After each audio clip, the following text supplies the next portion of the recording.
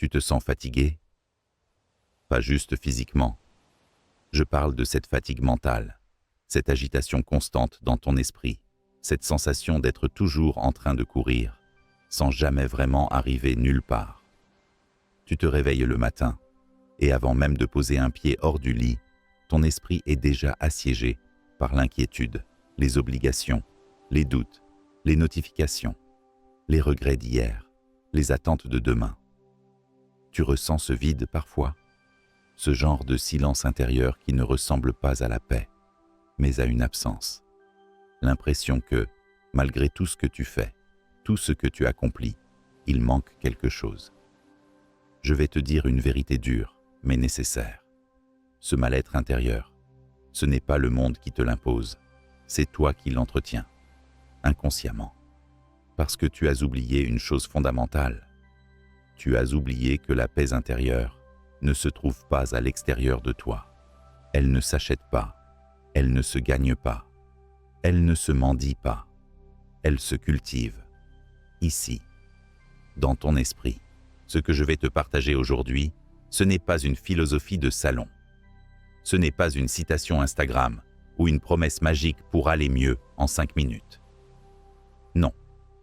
Ce que je vais te partager aujourd'hui, c'est un art de vivre, une voie ancienne, puissante, éprouvée, que les plus grands esprits de l'histoire ont suivi dans les tempêtes de leur vie. Le stoïcisme. Marc Aurèle, empereur de Rome. Épictète, esclave affranchi devenu maître de sagesse. Sénèque, homme d'État, dramaturge, philosophe. Tous ont connu la douleur, tous ont traversé la peur, l'injustice, la perte, le chaos. Et pourtant, tous ont trouvé cette chose que tu cherches aujourd'hui, la paix intérieure. Pas en fuyant le monde, pas en le contrôlant, mais en se contrôlant eux-mêmes. On vit dans un monde où l'on croit que tout dépend de ce qui nous entoure, les circonstances, les autres, les résultats, les possessions. Mais la vérité stoïcienne est brutale. La seule chose qui dépend de toi, c'est toi. Il y a des choses qui dépendent de nous et d'autres qui n'en dépendent pas. Épictète, tu veux la paix intérieure, mais tu t'accroches à ce qui échappe à ton contrôle, le regard des autres, l'avenir, les résultats, les émotions des gens, les injustices, les événements. Tu ne peux pas contrôler ces choses, mais tu continues à t'y accrocher. Et c'est là que naît la souffrance. La guerre intérieure ne vient pas de l'extérieur. Elle vient de ton refus d'accepter ce qui est.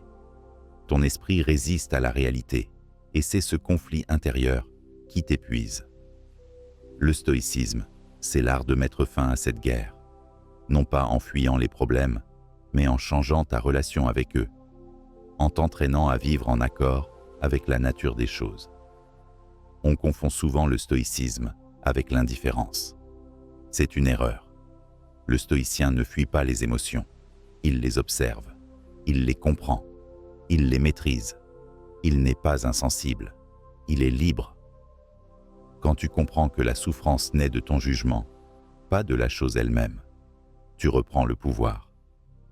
Ce ne sont pas les choses elles-mêmes qui troublent les hommes, mais les jugements qu'ils portent sur ces choses.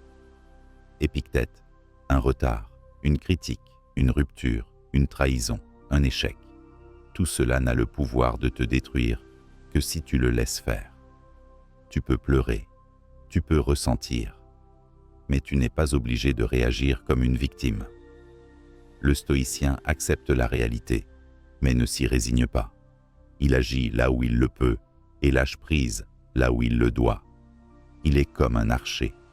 Il fait tout pour viser juste, mais une fois la flèche lâchée, il n'est plus attaché au résultat. Tu peux être en paix, même dans le tumulte. C'est ça, la puissance du stoïcisme. La vraie force ne réside pas dans le contrôle des circonstances, mais dans la stabilité de l'âme. Le bonheur de ta vie dépend de la qualité de tes pensées. Marc Aurèle, regarde autour de toi. Le monde ne ralentira pas. Les problèmes continueront. Les pertes arriveront. Mais tu peux devenir ce rocher au milieu de la mer, inébranlable. Tu peux cultiver un esprit si clair, si centré, que même dans le chaos, tu restes aligné. Ce n'est pas de l'utopie, c'est une discipline, une pratique quotidienne, une décision à prendre encore et encore.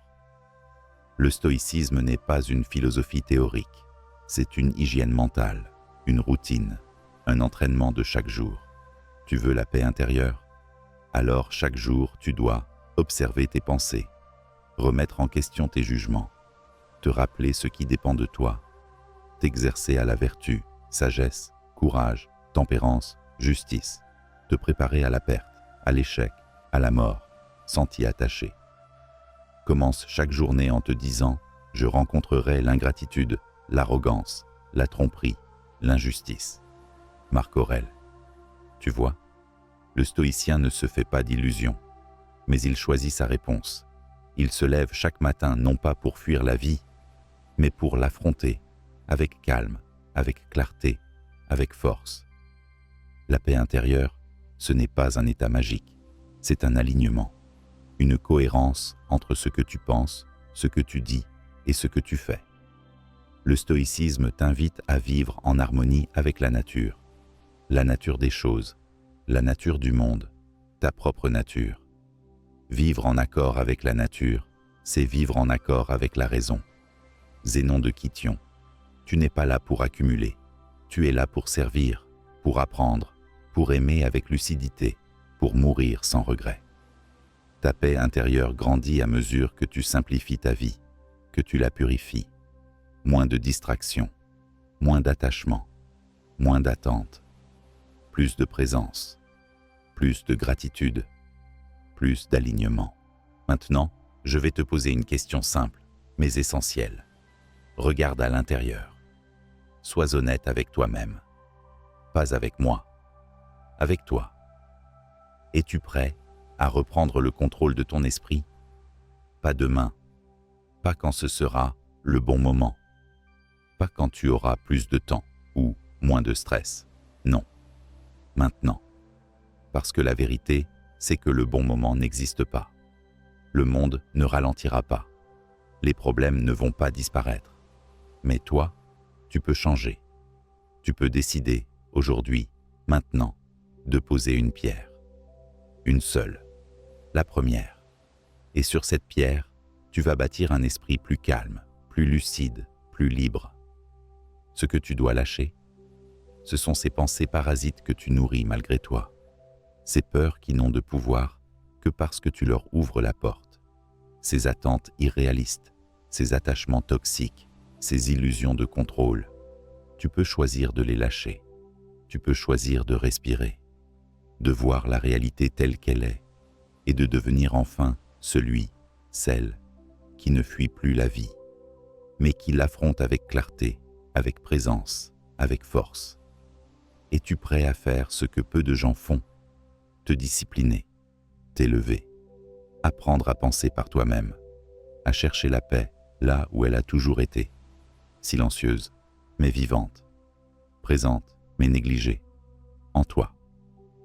Le stoïcisme n'est pas un refuge, ce n'est pas une bulle où te cacher, c'est une forge où l'on affronte ses faiblesses, où l'on façonne son caractère un jour après l'autre, où l'on renonce à ce qui est inutile pour embrasser ce qui est essentiel. Dans cette forge, tu ne trouveras pas le confort, tu trouveras la clarté, tu trouveras le courage, tu trouveras la paix.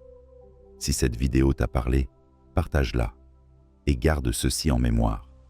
Tu ne contrôles pas le monde, tu ne contrôles pas les autres, tu ne contrôles même pas ce qui t'arrivera demain, mais tu peux apprendre à te contrôler toi-même, à maîtriser ton regard, ton jugement, ton action.